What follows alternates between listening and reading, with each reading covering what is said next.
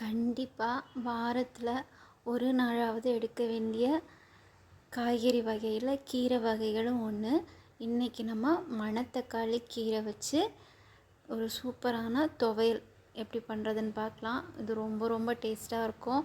குழந்தைங்களுக்கு நீங்கள் கீரை தான் துவையல் செஞ்சு குடிச்சிருக்கீங்க அப்படின்னு கண்டிப்பாக தெரியாது.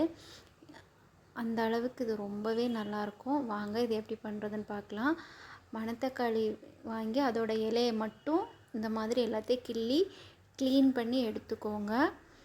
மணத்தக்காளி ரொம்ப ரொம்ப நல்லது. வயிறு சம்மந்தமாக இருக்கிற எல்லா பிரச்சனைகளுக்கும் நல்லது. வயிற்று புண்ணு, வயிற்றில் கிருமி, அதே மாதிரி சொல்லுவாங்க ஆறாத நோய் புண்ணை கூட ஆற்றுற சக்தி இந்த மணத்தக்காளிக்கு இருக்குது.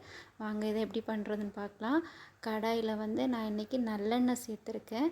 நல்லெண்ணெய் நல்லா சூடானதுக்கப்புறமா ஒரு அரை டீஸ்பூன் சீரகம் சேர்த்துக்கோங்க. சீரகம் பொரிஞ்சதுக்கப்புறமா ஒரு 10லேருந்து 12 பல் பூண்டு, பூண்டுக்கு கூடவே காரத்துக்கு ஏற்ற மாதிரி ஒரு 3லேருந்து 4 வரமிளகா, ஒரு பெரிய வெங்காயம், அதுக்கப்புறமா ஒரு கொத்து கருவேப்பிலை, இதெல்லாத்தையும் ஒரு 2 நிமிஷம் வதக்கி விடுங்க. வெங்காயம் ரொம்ப வதங்க வேணாம். ஒரு பாதி அளவு குக் ஆனதுக்கப்புறமா இதில் 2 பெரிய சைஸ் தக்காளி நான் சேர்த்துக்கிறேன். நீங்கள் தக்காளி வேண்டாம் அப்படின்னு நினைக்கிறவங்க கொஞ்சமாக ஒரு சின்ன துண்டு புளி சேர்த்துக்கோங்க. எப்போவுமே ஆனால் கீரை சமைக்கும்போது புளி சேர்த்துக்காமல் இருக்கிறது நல்லது.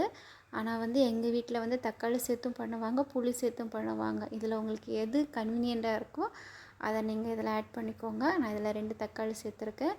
அதுக்கப்புறமா ஒரு தேவையான அளவு உப்பு, இந்த 2ம் சேர்த்துட்டு தக்காளி நல்லா வதங்கணும். நல்லா வதங்கி அதோட எண்ணெய் பிரிஞ்சு தோலெல்லாம் நல்லா சுருங்குற அளவுக்கு நல்லா வதக்கி எடுத்துக்கோங்க.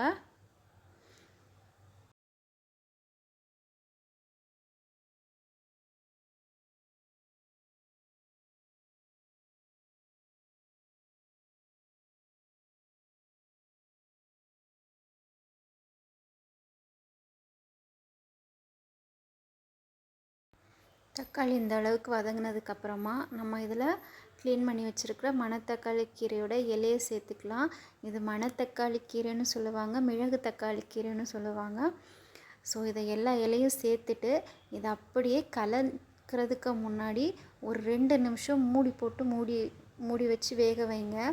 அப்படி நீங்கள் பண்ணும்போது இதில் இருக்கிற ஈரத்தன்மையெல்லாம் உள்ள இறங்கி நல்லா சுருண்டுரும்.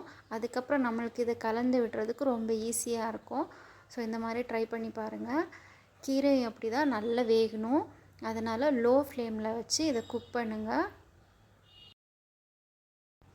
இதில் நம்ம தண்ணி எதுவும் சேர்க்க போகிறது கிடையாது.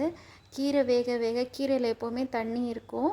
அது வேக வேக இதில் இருக்கிற தண்ணி எல்லாமே ட்ரை ஆகி நல்லா இது குக் ஆகிடும். அந்த அளவுக்கு இதை வேக வைங்க.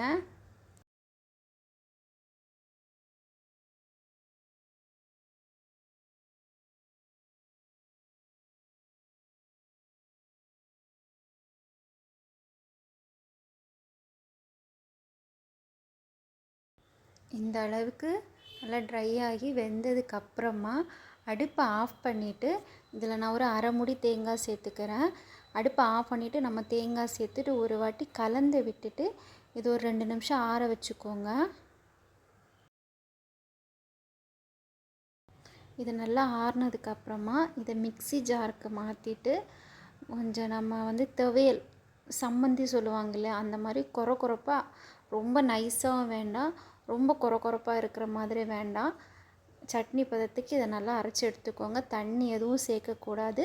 மிக்ஸி ஜாரில் பல்ஸ் மோடில் ஒரு 2-3 வாட்டி அரைச்சிங்கன்னா போதும். இது சூப்பராக அரைஞ்சிரும். அவ்வளவுதான். ரொம்ப சிம்பிளாக ரொம்ப ரொம்ப ஹெல்த்தியான நம்மளோட கீரை சம்மந்தி ரெடி ஆகிடுச்சு. இது சாதத்துக்கு, இட்லிக்கு, தோசைக்கு, சப்பாத்திக்கு எல்லாத்துக்குமே ரொம்ப நல்லாயிருக்கும். பெரியவங்கள்னாலும் சரி, சின்னவங்கள்னாலும் சரி, கீரை சாப்பிட வைக்கிறது ரொம்ப கஷ்டம். இந்த மாதிரி நீங்கள் செஞ்சு கொடுத்து பாருங்கள், சூப்பராக சாப்பிடுவாங்க. இதை சாதத்து கூட பிணைஞ்சு கீரை சாதமாக கூட நீங்கள் ரெடி பண்ணி கொடுக்கலாம். ரொம்ப ரொம்ப நல்லாயிருக்கும். நீங்கள் இதை ட்ரை பண்ணி பாருங்கள். ட்ரை பண்ணி பார்த்துட்டு எப்படி வந்துன்னு சொல்லுங்கள்.